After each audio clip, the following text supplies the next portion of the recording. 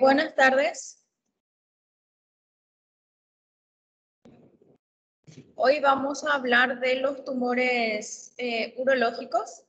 En la clase pasada hablamos de la parte de ginecología, ahora le toca a lo que serían los hombres. Vamos a hablar de los tumores urológicos. ¿Están ahí? Sí, doctora. Vamos a empezar hablando de cáncer renal. Aquí está más o menos la anatomía del riñón, para que ustedes se recuerden. Aquí vemos que está muy ricamente irrigada, tiene una irrigación arterial muy rica. También tiene un sistema de drenaje linfático, ¿sí? Que drena hacia los nódulos lumbares. En realidad que el cáncer renal comprende del 2 al 3% de todas las neoplasias, ¿sí? Por lo general se presenta en población con edad promedio de 65 años. El 90% de estos tumores renales por lo general son carcinoma de células renales y el 85% corresponde a carcinoma de células claras. Esto es muy importante.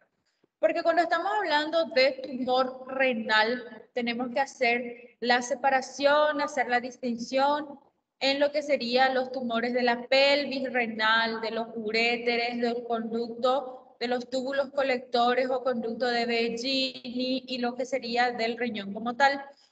Y obviamente, en lo que respecta a la oncología, nosotros tenemos tumores en todos estos lugares y no son el mismo tumor. Si un tumor se origina en los conductos de Begini, es diferente. Si un tumor se origina en los uréteres, es un tumor de uretes. Si se origina en la pelvis, es un tumor de pelvis renal. Si se origina en los ductos colectores, es un tumor de los ductos colectores. O sea que en realidad hay muchos tipos de tumores renales, pero de las células renales son las más frecuentes, o sea que se originan en el parénquima renal, son los que más vemos, con mucha mayor frecuencia. Y de estos, el 85% corresponde a carcinoma de células claras, o sea que la mayoría de los tumores malignos de riñón que vamos a tener son que se originan ahí dentro, en el parénquima renal como tal, y de estos, la mayoría van a responder al tipo histológico de carcinoma de células claras. Pero también tenemos otras histologías, como por ejemplo el papilar cromófobo y también de los conductos colectores, como ya les había comentado.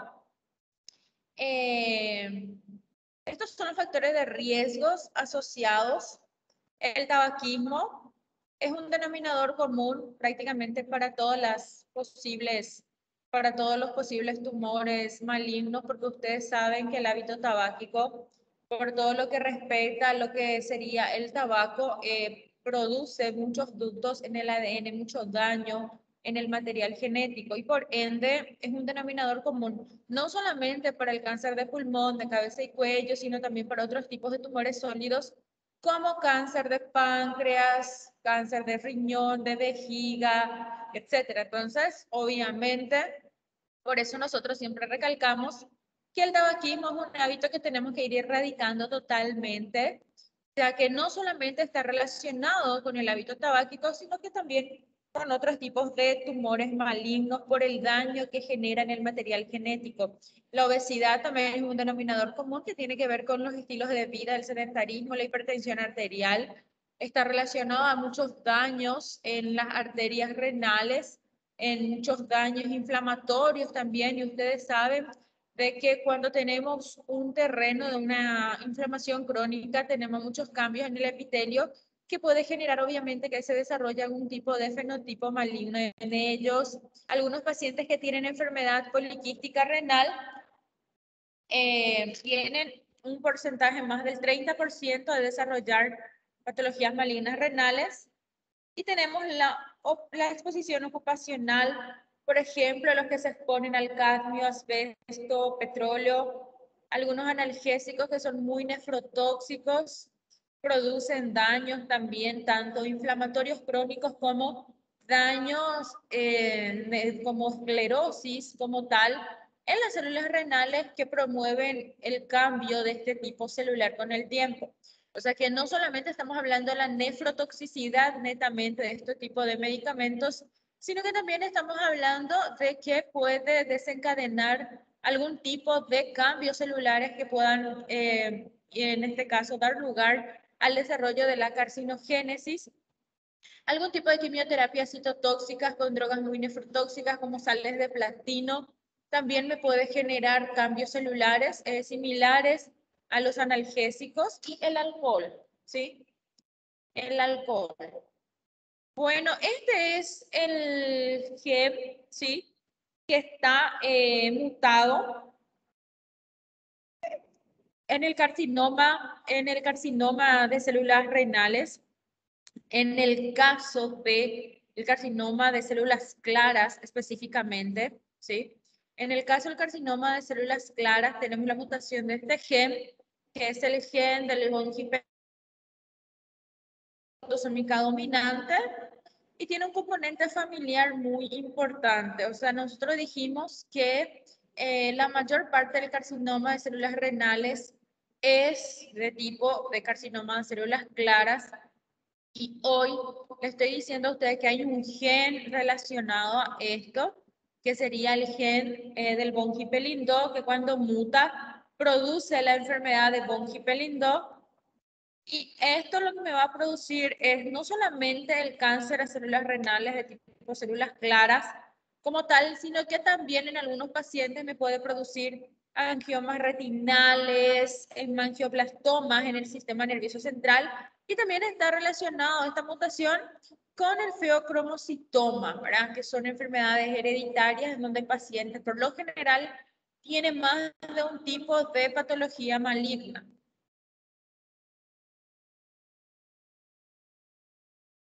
El gen del von Hippel-Lindau fue identificado en el año 1993 y sufre una mutación en el caso de carcinoma de células renales. Cuando yo digo de que sufre una mutación, estoy diciendo de que sufre una inactivación. Los genes mutados son genes que se encuentran inactivados a la función que normalmente desarrollan, ¿sí? Entonces, cuando el gen del von Hippel-Lindau muta, se encuentra inactivo y este defecto se va a presentar en el 60% de los carcinomas células renales. Y obviamente también están mutados otros tipos de enzimas, otros tipos de proteínas que participan en lo que sería la ruta metabólica de la activación catalítica de este gen. Y aquí tenemos algunos factores de receptor de crecimiento en el endotelio vascular y algunas enzimas como la anhidrasa carbónica, etc. Yo les dije a ustedes al inicio que la histología más frecuente era el carcinoma de células renales, tipo células claras.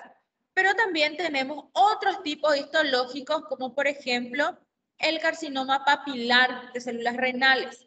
Es otro tipo histológico. El más frecuente, ¿cuál es? El carcinoma de células claras. El carcinoma de células claras es el más frecuente, pero también tenemos el carcinoma papilar, el carcinoma cromófobo, tenemos otros tipos de histologías. En cuanto a lo que se refiere al carcinoma papilar, presenta una supervivencia a 5 años del 90%. Tiene una incidencia mayor en hombre y mujer, estamos hablando de una relación de 5 y 1. Una menor frecuencia de metástasis que el de células claras. O sea, estamos hablando de que el carcinoma papilar de células renales es de crecimiento mucho más lento, tiene una tasa de proliferación más disminuida, ¿sí? Por ende, el Ki67 más bajo. Y está relacionado con también factores genéticos, como por ejemplo el protocogen MYT, que se encuentra duplicado, ¿sí? En el 75% de los casos. En el carcinoma de células renales de tipo células claras, ¿cuál era el factor genético asociado? El factor genético asociado en el carcinoma de células claras era la mutación del gen del von Hippel-Lindau. Y acá en el carcinoma papilar de células claras, el agente, en este caso, relacionado sería la amplificación del protooncogen MYC, ¿sí? Que sería que se encuentra duplicado, que se encuentra amplificado en el 75% de los casos de estos tumores. En el carcinoma papilar tenemos dos tipos. Tenemos el tipo 1, que son, en realidad la diferencia entre el tipo 1 y el tipo 2 van a ser los daños o los cambios histológicos que vamos a tener. Los tumores tipo 1 son lesiones papilares cubiertas de pequeñas células. El citoplasma por lo regular es escaso y un núcleo es por lo general también chiquito y con un núcleo ovoide. El tipo 2, acá vemos que las células son más largas, a diferencia del tipo 1. En el tipo 2 el citoplasma es abundante y eosinófilo y tiene un núcleo que es mucho más esférico que el tipo 1, ¿verdad? Como les dije, las diferencias son netamente histológicas. Aquí serían los mecanismos moleculares implicados. Están envueltas en realidad muchas proteínas, muchos factores de transcripción. También están envueltos algunas alteraciones de microtúbulos, ¿sí? Esta sería la clasificación. Subtipo de carcinoma de células renales. Ya les dije a ustedes que la más frecuente es carcinoma de tipo células claras, es la más frecuente. Luego le sigue el carcinoma papilar, que también se le conoce como el cromofílico. Luego el cromófobo. Luego el oncocítico. Luego de ducto colector o de Begini. Estas son algunas alteraciones genéticas implicadas. Tenemos muchas alteraciones cromosómicas. Sería la delección del brazo corto del cromosoma 3. También están ganancias o pérdidas o ganancias de cromosomas. Se pierde el brazo corto del cromosoma 3 y hay una ganancia en el brazo largo del cromosoma 5 en el 69% de los casos, y luego vienen cambios cromosómicos subsecuentes, como por ejemplo algunas monosomías o algunas pérdidas parciales de cromosomas o ganancias y pérdidas, ¿verdad?, de cromosomas, como por ejemplo del brazo corto del cromosoma 8 y el brazo largo del cromosoma 9. La alteración cromosómica genética más frecuente es la delección del brazo corto del cromosoma 3. Aquí están, ¿verdad?, algunos genes implicados. En cuanto a las manifestaciones clínicas, la mayoría de los carcinomas células renales son asintomáticos, o sea que el paciente no siente absolutamente nada, porque ustedes saben que el riñón es un órgano retroperitoneal en donde está creciendo una masa y cuando crece no produce ningún tipo de sintomatología. Esto significa de que cuando ya se produce algún tipo de sintomatología, el tumor ya es demasiado grande, ya es de tamaño considerable como para poder producir esa sintomatología. O sea que en el libro de ustedes van a encontrar que de pronto tienen la triada clásica del dolor lumbar, hematuria, tumor palpable, pero esto es cuando ya el paciente tiene un tumor súper avanzado, cuando ya estamos hablando de estadios mucho más avanzados. Por lo general, el cáncer, cuando el paciente empieza a tener, no tiene sintomatología, por lo general es asintomático, ni siquiera se palpa, ¿sí? ¿Cómo usualmente se hace el diagnóstico en etapa inicial? Por un hallazgo fortuito en un paciente por otra patología. Por ejemplo, nosotros pedimos muchos estudios de imágenes a pacientes en el contexto de otro tipo de tumoración, como por ejemplo para la estadificación de cáncer de mama, cáncer de colon, cáncer de cervix, que ustedes saben que son tumores mucho más frecuentes. Y a veces pidiendo estos estudios de extensión para estas patologías, tenemos un hallazgo incidental que aparece una imagen en riñón, ¿verdad? Pero el paciente ni siente dolor, ni tiene hematuria, ni se palpa una masa, nada. O sea que la mayoría de las veces son hallazgos fortuitos en un estudio de imagen, o un paciente que se va a operar de algo, se le pide una ecografía y un hallazgo fortuito es una tumoración renal, ¿sí? Entonces, la mayoría de las veces que nosotros logramos curar a estos pacientes con cáncer renal, que logramos detectar en estadios iniciales, son pacientes que no refieren ninguna sintomatología renal, ¿sí? Entonces, más de la mitad son detectados de manera fortuita. Y luego, cuando ya tenemos un tumor grande, cuando estamos hablando ya de una etapa avanzada de la enfermedad, ahí sí ya podemos tener el típico dolor en fosa renal, una masa abdominal palpable y una hematuria macroscópica evidente. Otros síntomas ya van a ser como consecuencia de la extensión de la enfermedad, en donde vamos a tener dolor óseo, podemos tener también que el paciente tenga una tos persistente, pérdida de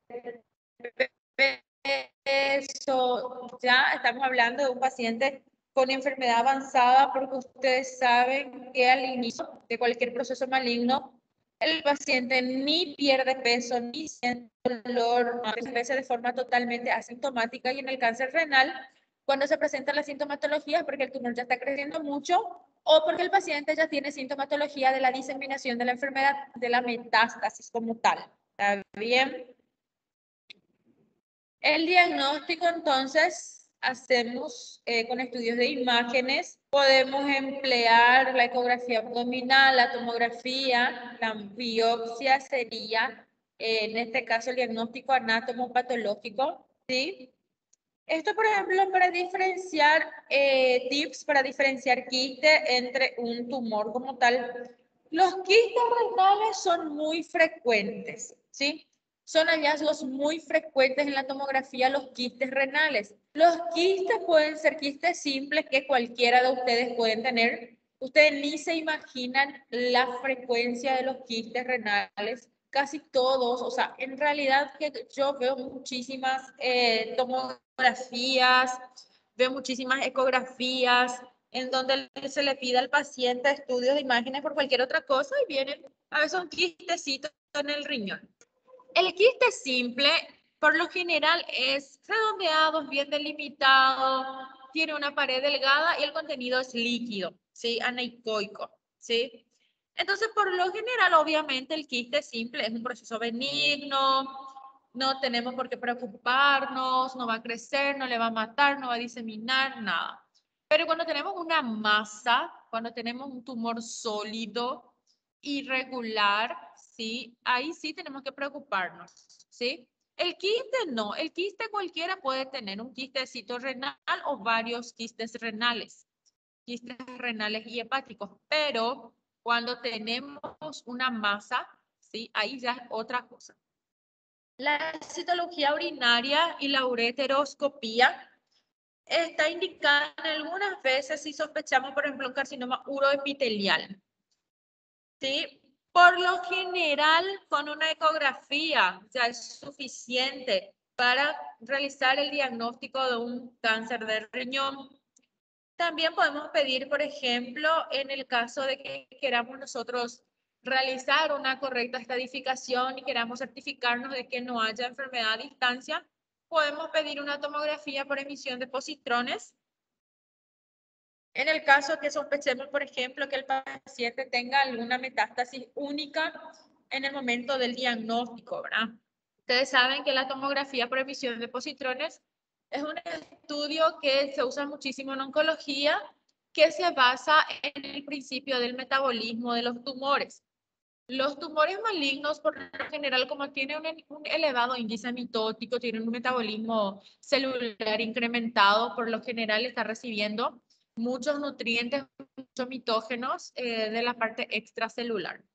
Y al recibir, por ejemplo, estos mitógenos también reciben glucosa, porque se alimentan de glucosa, captan glucosa. Entonces, ¿qué se hace con esta tomografía por emisión de positrones? Se inyectan contraste de fluorodesoxiglucosa. Esto quiere decir de que nosotros nos basamos en ese principio de que las células malignas captan contraste. Entonces, cuando nosotros realizamos este estudio, si vemos una captación hipermetabólica, entonces estamos hablando de que en ese sitio hay un proceso maligno, ¿sí? A veces las metástasis no son evidentes por tomografía y yo sospecho de que el paciente tenga una metástasis y si yo no veo nada en la tomografía, yo quiero certificarme de que realmente el paciente no tenga una metástasis. Yo le puedo pedir un estudio mucho más específico como el PET-scan para ver si hay o no metabolismo incrementado en esta zona, una captación hipermetabólica en alguna zona, que me da a entender a mí a interpretar de que en esa región entonces se encuentran células malignas con un catabolismo incrementado y que me estén captando ese contraste. Aquí, ¿verdad? Estamos viendo algunas imágenes renales. Esta sería la estadificación. Está obviamente en el estadio 1, 2, 3 y 4. En el estadio 1 por lo general es un tumor. Aquí es un tumor pequeño, ¿sí? Menos de 7 centímetros, localizado en el riñón.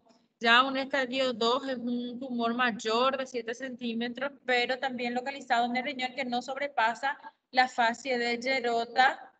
En el estadio 3 es un riñón que llega hasta la fascia de Gerota o tiene algún compromiso vascular. En el estadio 4 es un tumor que sobrepasa la fascia de Gerota y es de cualquier tamaño, que sería un 4A, y el 4B ya sería una metástasis a distancia.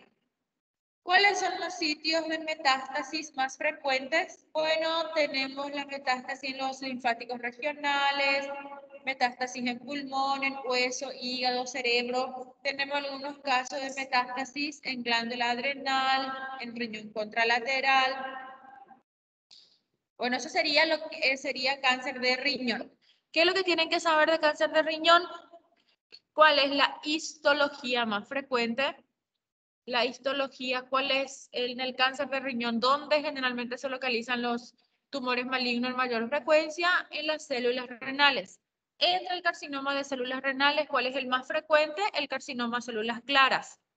¿Cuál es la alteración molecular relacionada con el carcinoma de células claras? La mutación del gen de von Hippel-Lindau.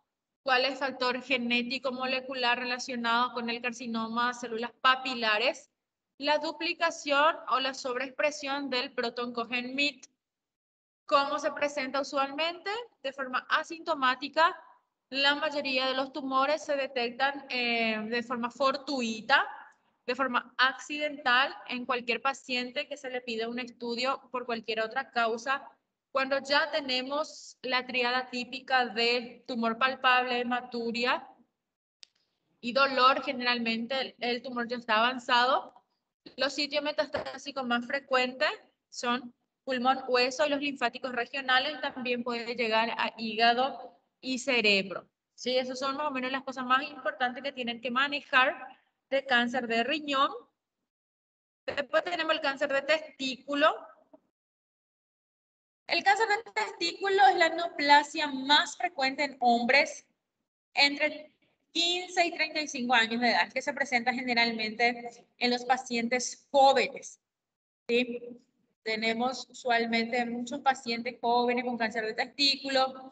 Dicen que el cáncer de testículo se detecta mejor o empezó a detectarse mucho mejor cuando apareció la televisión, porque se dice que el hombre cuando se sienta a ver el televisor se palpa los testículos. Yo no sé si es cierto, pero dicen que el hombre cuando se sienta a ver algún programa específico se sienta frente al televisor, se empieza a tocar los testículos, ¿verdad? Y ahí detecta algún tipo de anormalidad.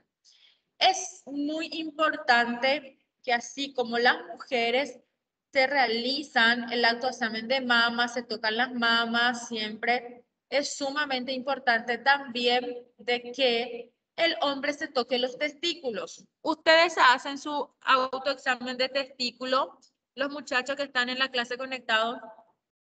¿Alguno de ustedes se hacen su autoexamen de testículo de forma regular?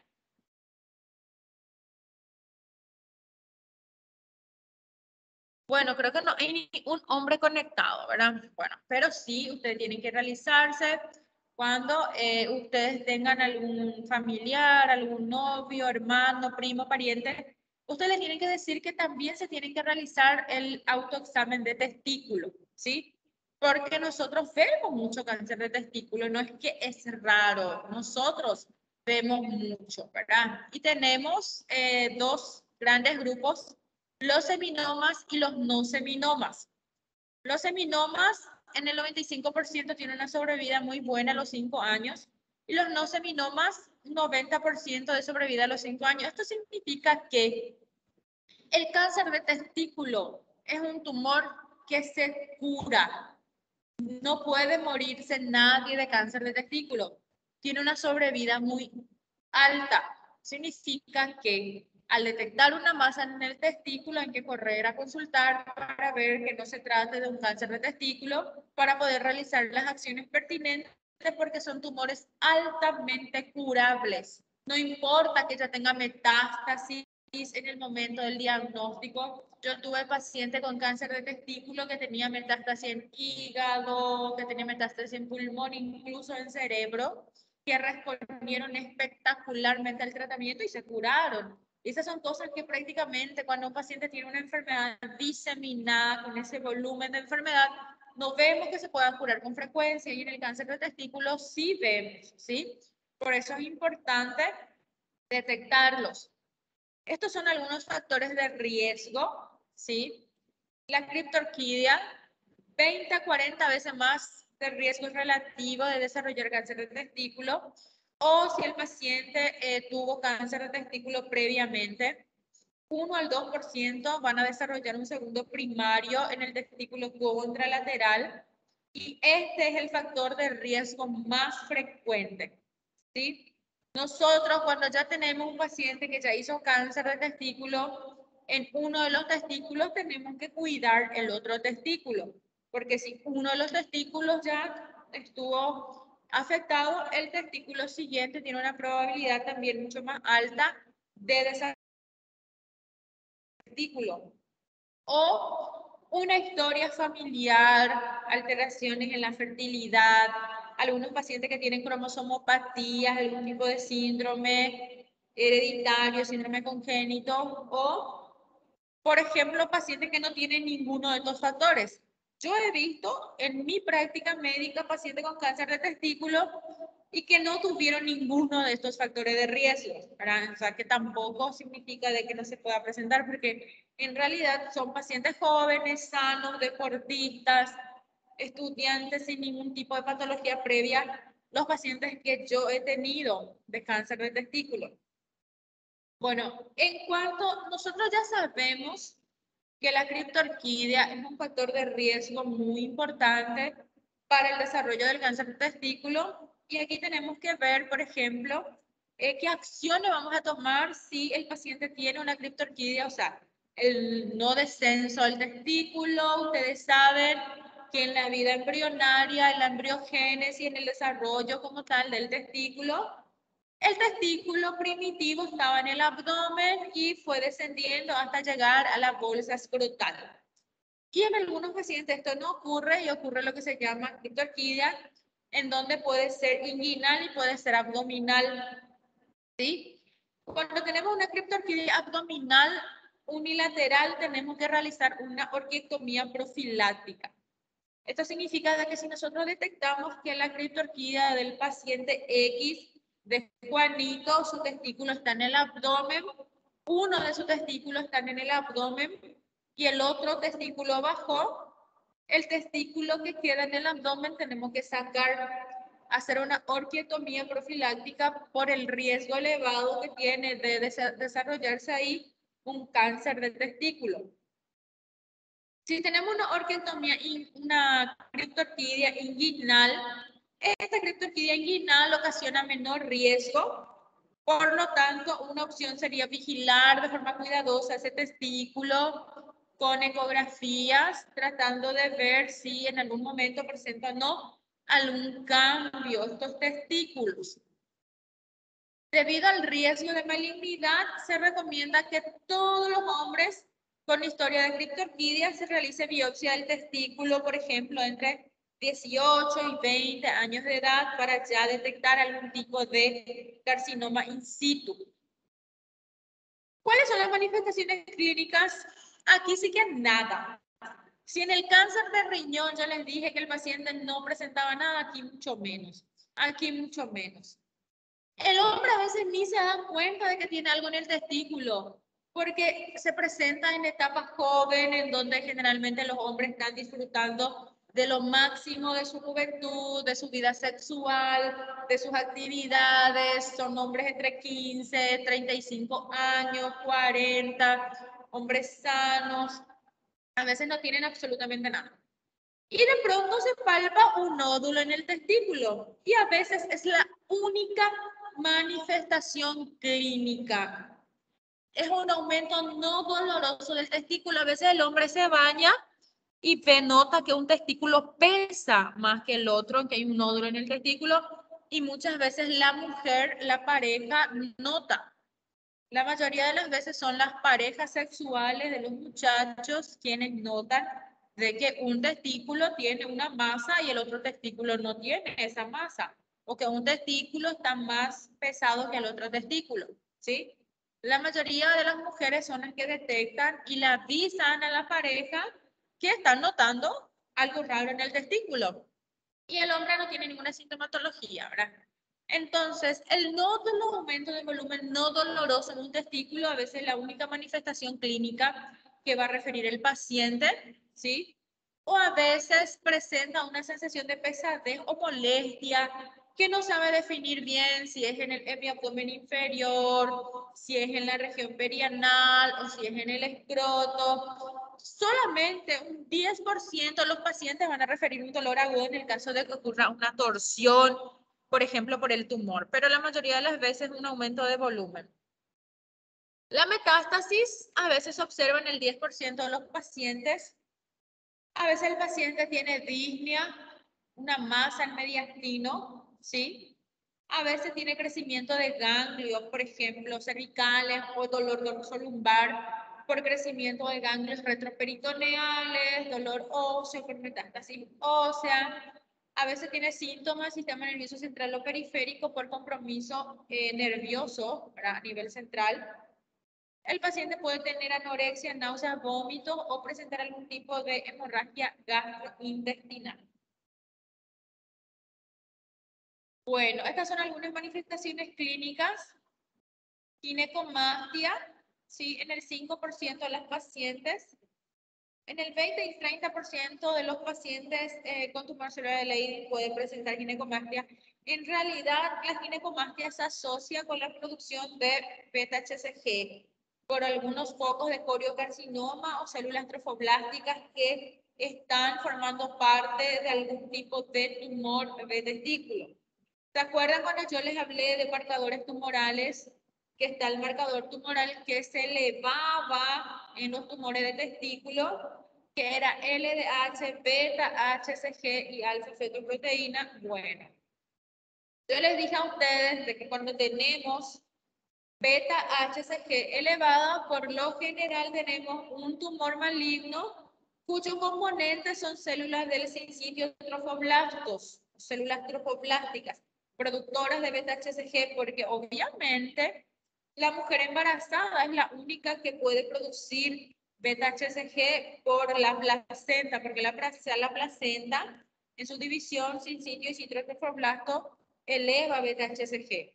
Pero en condiciones de que el hombre, por ejemplo, si tiene un test de embarazo positivo, significa que tiene un cáncer, porque en algún lado hay células productoras de beta-HCG, que si no estamos hablando de un embarazo, estamos hablando de tumores malignos, en cuya diferenciación podemos encontrar células trofoblásticas productoras de beta-HCG, que además puede generar algún tipo de ginecomastia, ¿sí?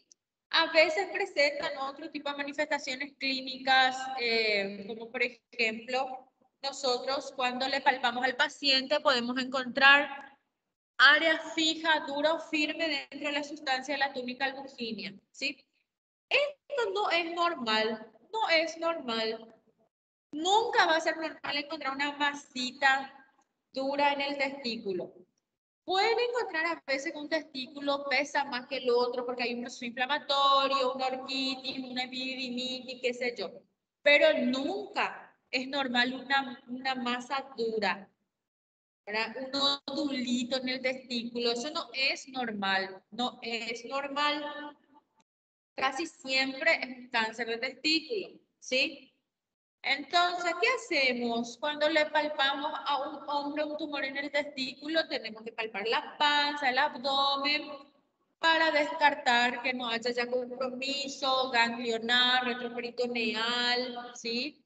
Evaluar las regiones ganglionares, supraclavicular, cervical, inguinal. Y ya, obviamente, pedir los estudios de extensión también para evaluar órganos como pulmón, hueso, hígado, retroperitoneo, que son asientos muy frecuentes de metástasis del cáncer de testículo. ¿Cómo hacemos el diagnóstico? Bueno, el diagnóstico lo hacemos por lo general mediante tres cosas muy importantes, o sea, son tres parámetros que utilizamos. Una ecografía testicular, marcadores tumorales y la orquiectomía inguinal radical, así como están escuchando. Entonces, ¿cómo voy a hacer? ¿Directamente con una ecografía ya le saco el testículo? No. ¿Qué yo voy a hacer? Yo le tengo que pedir al paciente una ecografía de testículo.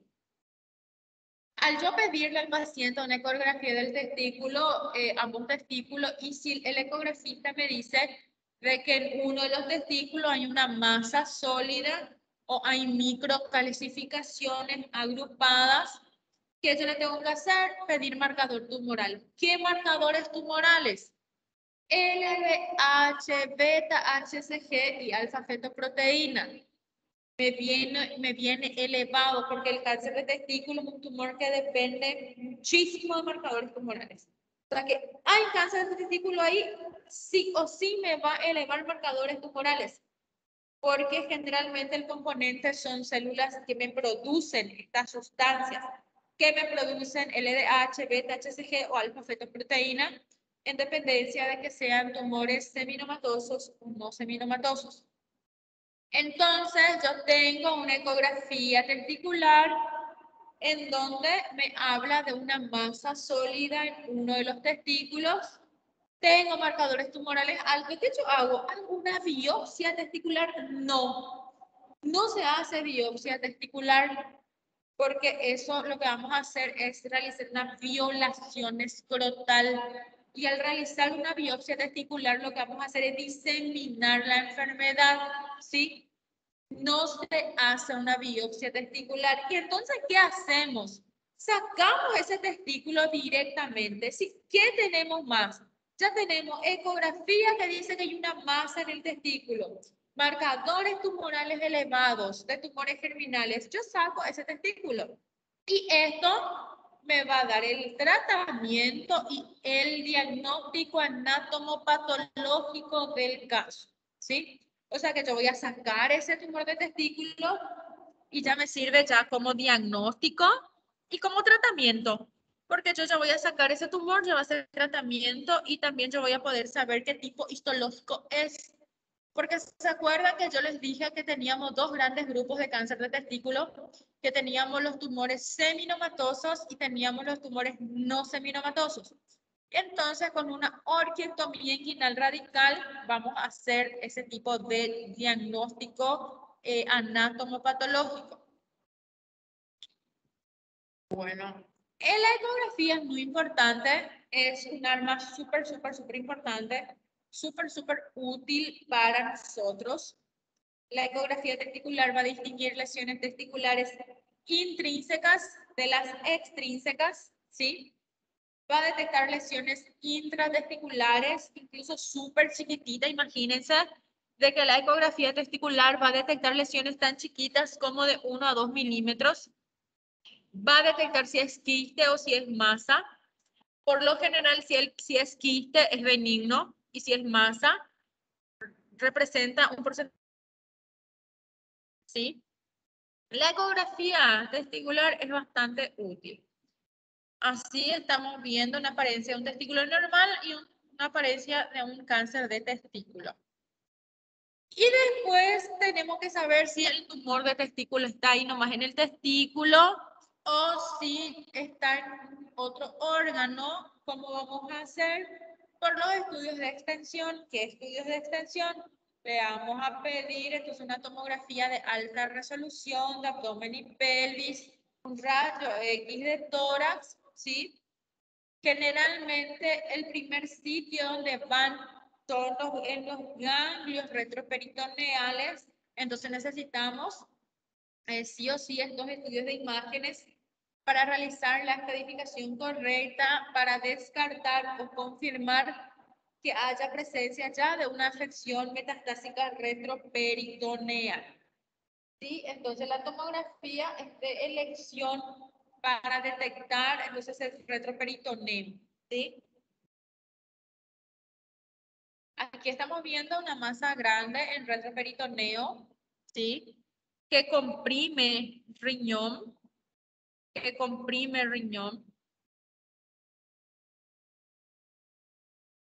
Los estudios de imágenes, bueno, deben realizarse tomografía de tórax, ¿sí? O resonancia de cráneo cuando haya sospecha de participación tumoral en estas áreas, ¿sí? También nosotros podemos pedir, por ejemplo, tomografía por emisión de positrones, que es el PET scan, si es que sospechamos que hay una masa residual después de la cirugía, ¿sí? Que nos denota algún tipo de duda, ¿está bien? ¿Qué son los estudios de extensión? Los marcadores tumorales, ya les dije, alfa, fetoproteína, beta, HCG, LDH, ¿sí? Acá hay unas diferencias sustanciales. ¿En qué hay diferencias sustanciales? Aquí vamos a tener diferencias sustanciales entre si estamos hablando de un tumor no seminomatoso o de un tumor seminomatoso. ¿Por qué? Porque el seminoma clásico, el tumor seminomatoso, por lo general eleva LDH y menos del 20% eleva beta-HCG y nunca eleva alfa-fetoproteína. Nunca eleva alfa-fetoproteína. Vuelvo y repito, los tumores seminomatosos, los seminomas puros que me elevan LDH, menos del 20% me elevan beta-HCG, pero nunca me elevan un alfa-fetoproteína. Los no seminomatosos sí me elevan alfa-fetoproteína, beta-HCG y LDH, pero fundamentalmente los no seminomatosos me elevan alfa-fetoproteína y beta-HCG en el 80 al 85% de los tumores no seminomatosos. Aún sin enfermedad metastásica, aunque es súper sensible para decir que es un tumor no seminomatoso. Por ejemplo, yo tengo un paciente de 30 años que viene por notarse una bola en el testículo, un aumento de volumen, una masa en el testículo, le hago una ecografía testicular y me habla de una lesión sólida en el testículo izquierdo. Yo le hago marcadores tumorales y me viene LDH elevada, beta-HCG elevada y alfa-fetoproteína elevada. Entonces, yo tengo que poner mi sello de que probablemente la anatomía patológica me va a decir que es un tumor no seminomatoso. ¿Por qué? Porque elevó alfa-fetoproteína. Y un seminoma puro no eleva alfa-fetoproteína. Bueno, tenemos la estadificación y la clasificación pronóstica, que serían los resultados de la evaluación clínica radiológica, ¿sí? Y aquí lo que vamos a asignar es una etapa clínica, vamos a estimar el pronóstico y vamos a guiar en el tratamiento. Este sería la clasificación T. El T1 es un tumor por lo general que está limitado en lo que sería, ¿verdad? El testículo. Puede o no haber compromiso del epidídimo, invasión o no vascular, ¿sí? No invade la túnica albuginea. El T2 es un tumor que está limitado en el testículo, puede estar en el epidídimo con compromiso vascular o invasión con compromiso linfático vascular, ¿sí? O un tumor que envuelve la túnica albuginea. Un T3 es un tumor que envuelve el cordón espermático y hay compromiso vascular. Un T4 es un tumor que invade el escroto, con o sin compromiso vascular. En la clasificación N sería por el número de ganglios, ¿sí? Un N1 es cuando tenemos metástasis en nódulos linfáticos, que son más de 2 centímetros y no más de 5 ganglios linfáticos. N2 serían metástasis más de 2 centímetros y generalmente más de 5 ganglios linfáticos. Y un N3 cuando ya tengo yo nódulos, ¿verdad? Mucho más grandes que 5 centímetros en su mayor dimensión. Y aquí tenemos la clasificación M. M1, cuando yo no tengo metástasis a distancia, un M1, perdón, cuando yo tengo metástasis a distancia, un M1A cuando yo tengo un nódulo no regional o una metástasis pulmonar. Un M1B cuando yo tengo metástasis en otros órganos, como por ejemplo hígado, hueso, cerebro. Y aquí está, tenemos una estratificación S, que es por elevación de marcadores tumorales, ¿sí? Un S1, S2 y S3. Un S1 es cuando el LDH está por menos de 1,5 del límite superior de la normalidad, beta-HCG menos de 5.000 y alfa-fetoproteína menos de 1.000. Un S2 es cuando mi LDH está entre 1,5 a 10 veces el límite superior de la normalidad, beta-HCG 5.000 a 50.000 y alfa-fetoproteína de 10.000 de 1.000 a 10.000. Un S3 es cuando mi LDH está mayor a 10 veces del límite superior de la normalidad, cuando mi beta-HCG es mayor de 50.000 y mi alfa-fetoproteína es mayor a 10.000. Esta sería la etapa clínica. La etapa 1 es un tumor confinado en el testículo, estructura del cordón. La etapa 2A es una enfermedad ganglionar retroperitoneal menos de 2 centímetros. La 2B es una enfermedad ganglionar retroperitoneal que está entre 2 a 5 centímetros. La 2C es una afección ganglionar mayor de 5 centímetros. Y la etapa 3 es una enfermedad por arriba del diafragma con participación de órganos abdominales. Bueno, acá lo que yo les quiero a ustedes, que ustedes sepan, es que en cáncer de testículo no existe la etapa 4. En todos los otros tumores existe la etapa 4. Cuando nosotros por lo general hablamos de un estadio 4 en otras patologías malignas, hablamos de una enfermedad a distancia, cuando tenemos metástasis a distancia. Pero cuando hablo del cáncer de testículo, no existe la etapa 4, existe la etapa 1, 2 y 3. ¿Sí? La etapa 1, un tumor que está en el testículo y estructura del cordón. La 2 es ganglios retroperitoneales, que en dependencia del tamaño va a ser 2A, 2B o 2C.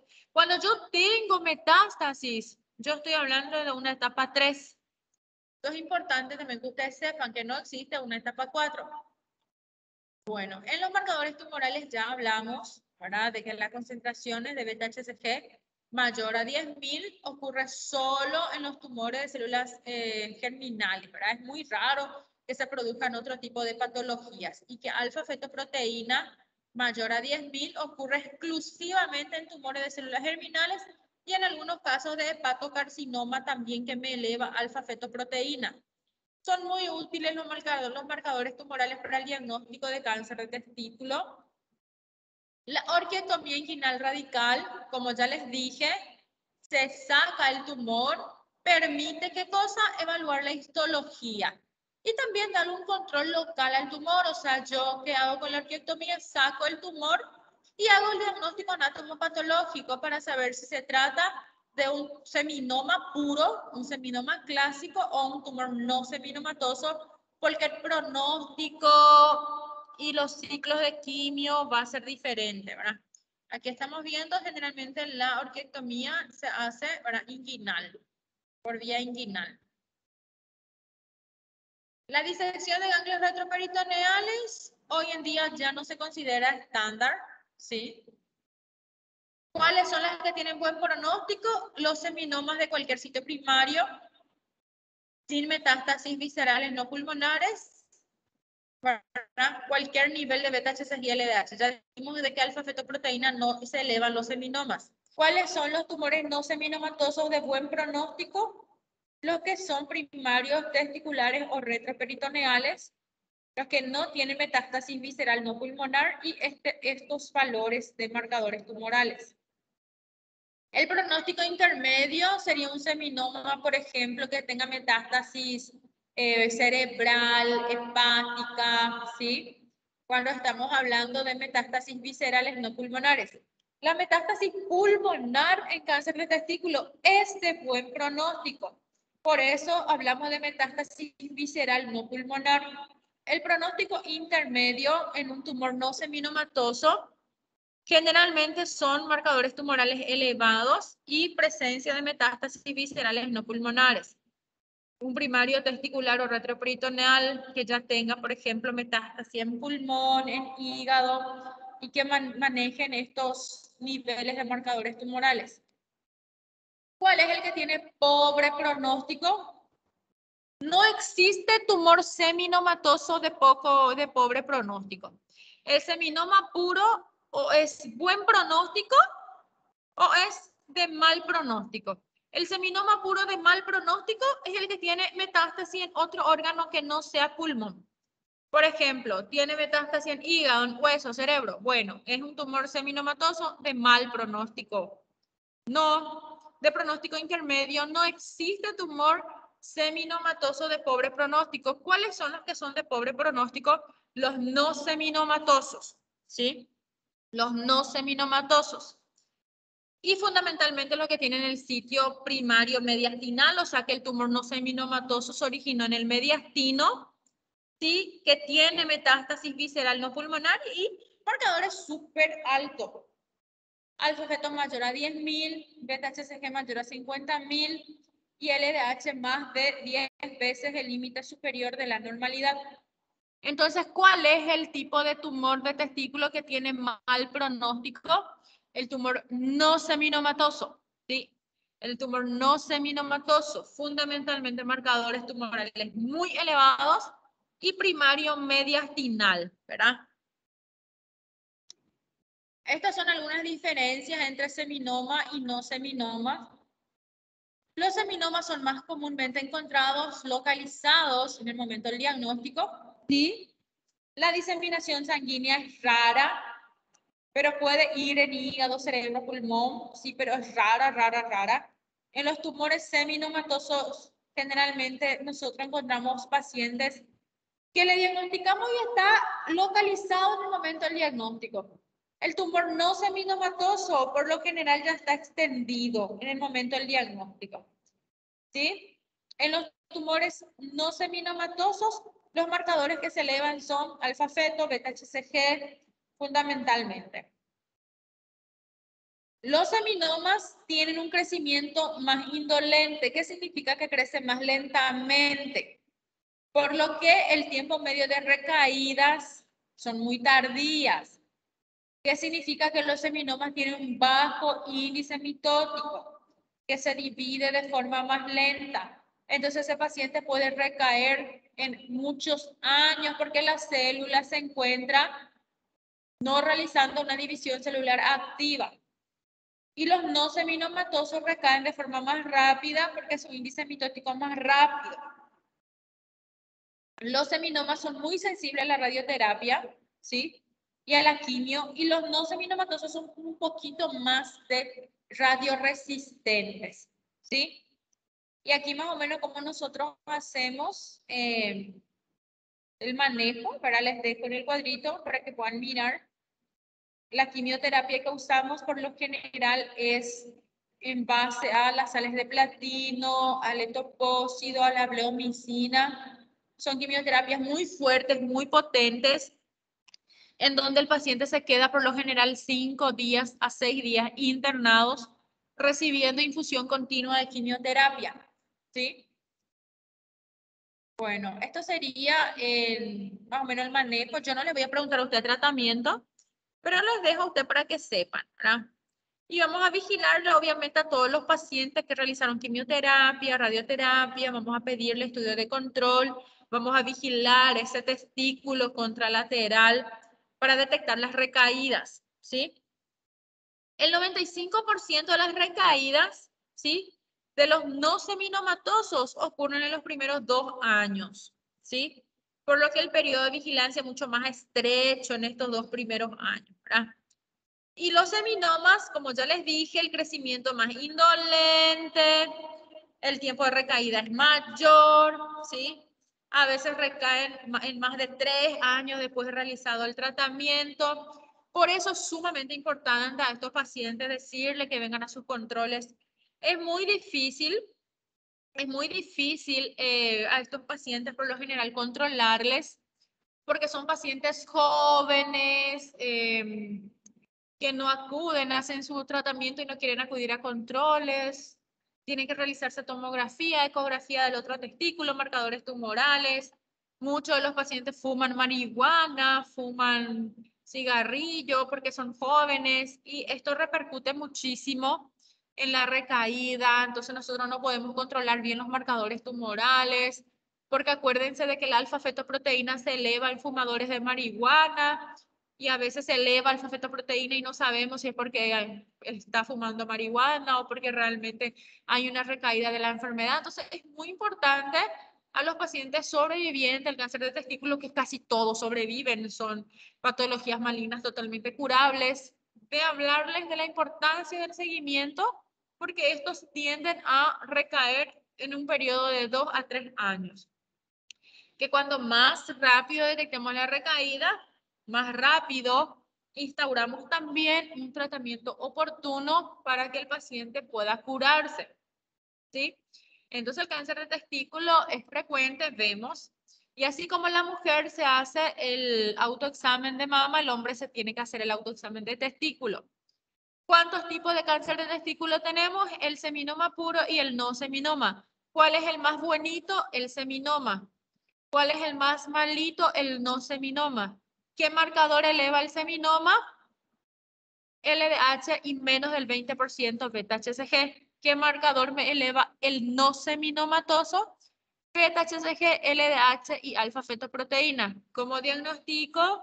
Con una ecografía testicular, con marcadores tumorales y la orquiectomía radical, que sirve tanto para diagnóstico anatomopatológico como para control del tumor.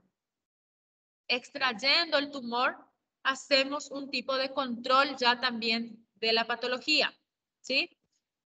¿Cómo se presenta generalmente? Como una masa indolora en el testículo, ¿está bien?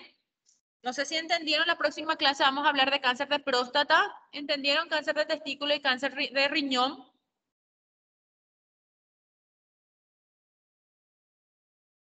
Sí, doctora. Ah, bueno, entonces tengo a una oyente al menos. Bueno, perfecto. Entonces la próxima clase vamos a terminar la parte de urología. Vamos a hablar de cáncer de próstata, que también es muy frecuente. Acuérdense de que los contenidos ya van juntándose.